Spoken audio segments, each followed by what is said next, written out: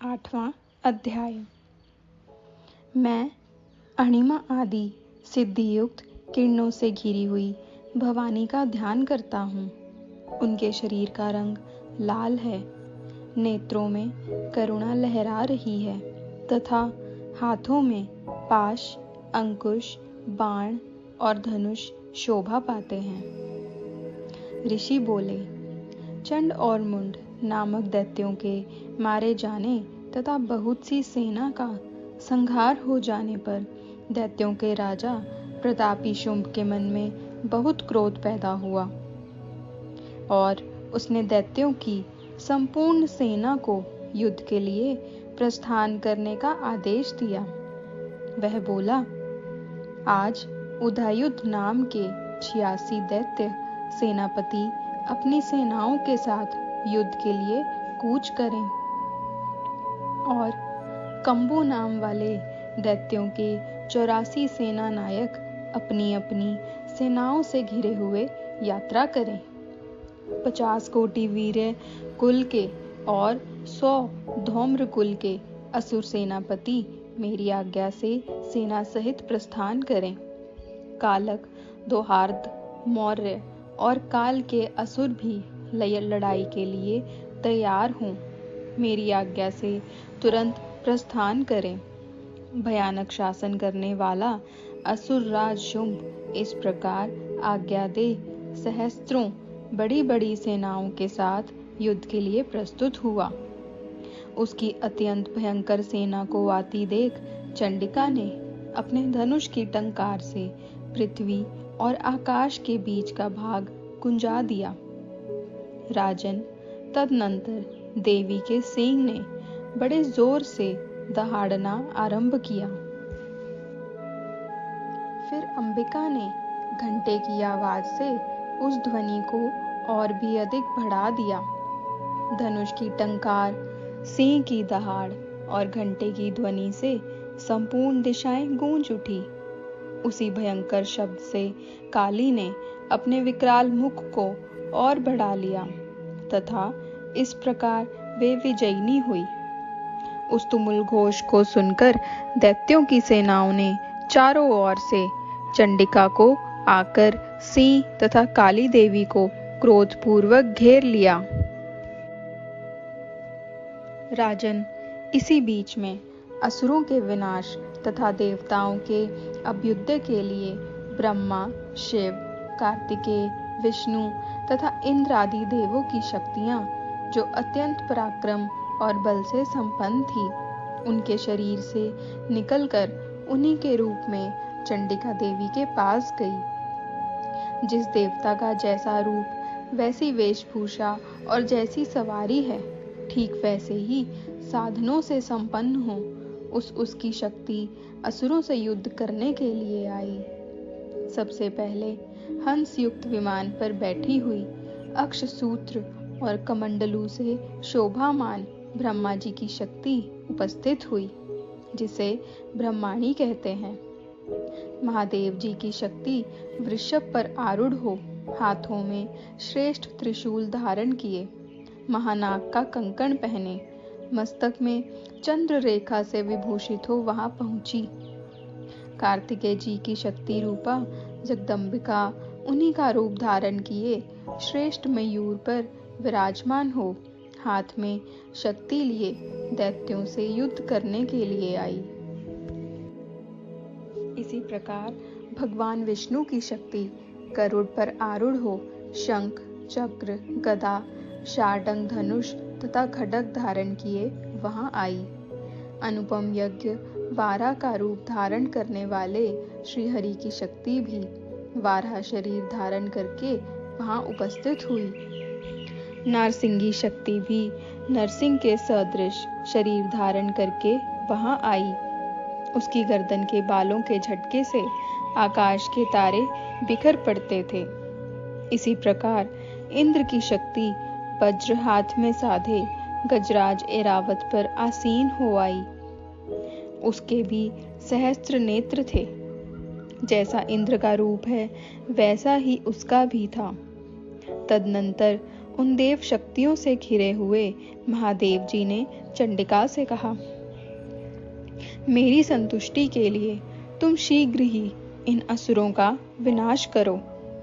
तब देवी के शरीर से अत्यंत भयानक और परम उग्र चंडिका शक्ति उत्पन्न हुई, जो सैकड़ों गीदड़ियों की भांति शब्द करने लगी। उस अपराजिता देवी ने धूमिल जटा वाले महादेव जी से कहा, भगवन, आप शुंभ निशुंभ के पास दूत बनकर जाइए और उन अत्यंत घमंडी दानव शुंभ एवं निशुंभ से कहिए, साथ ही उनके अतिरिक्त भी जो दानव युद्ध के लिए वहां उपस्थित हो, उनको भी यह संदेश दीजिए, दैत्यों, यदि तुम जीवित रहना चाहते हो तो पाताल को वापस चले जाओ।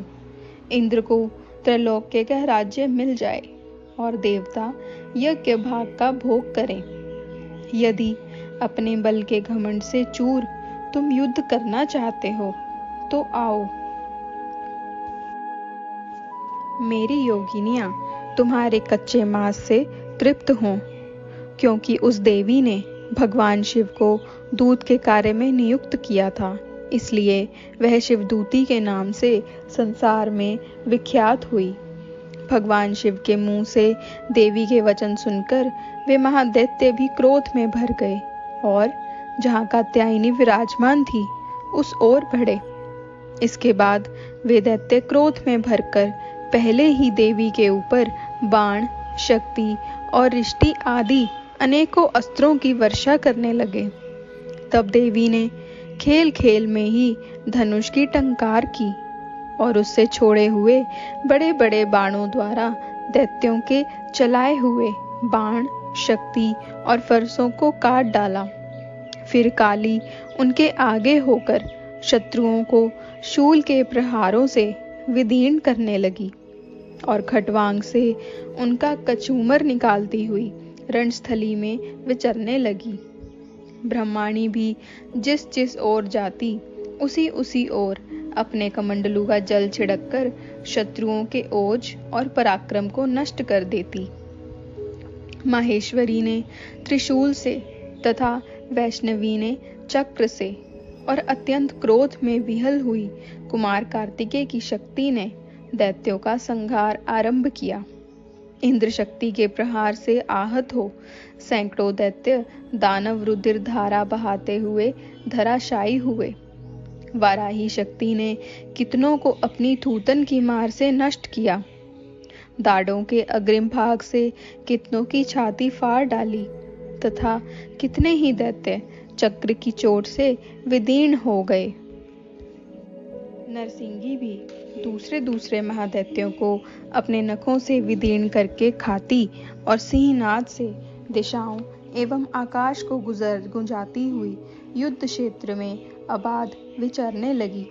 शिवदूती के प्रचंड अट्टहास से अत्यंत भयभीत हो कितने ही असुर पृथ्वी पर गिर पड़े। उन्हें शिवदूती ने उस समय अपना ग्रास बना लिया।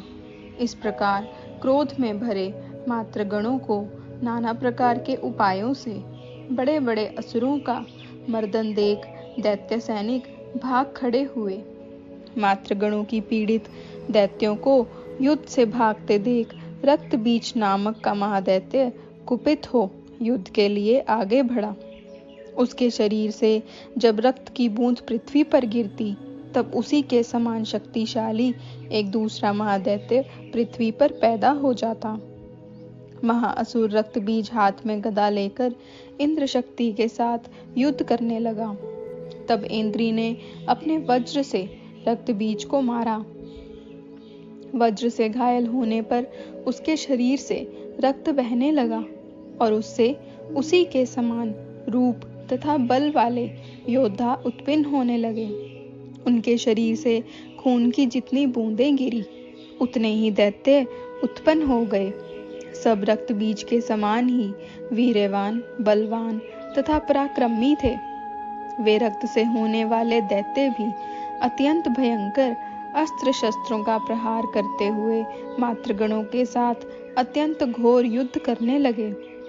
पुनः वज्र के प्रहार से जब उसका मस्तक घायल हुआ तो उससे रक्त बहने लगा, जिससे हजारों वैसे ही पुरुष उत्पन्न हो गए। वैष्णवी ने युद्ध में रक्त बीज पर चक्र का प्रहार किया तथा इंद्री ने दैत्य सेनापति को गदा से चोट पहुंचाई। वैष्णवी के चक्र से घायल होने पर उसके शरीर से जो रक्त बहा, उससे उसी के बराबर आकार वाले सहस्त्रों महादैत्य प्रकट हुए। उनके द्वारा संपूर्ण जगत व्याप्त हो गया। कौमारी ने शक्ति से, वराही ने खड्ग से और माहेश्वरी ने त्रिशूल से महादैत्य रक्तबीज को घायल किया।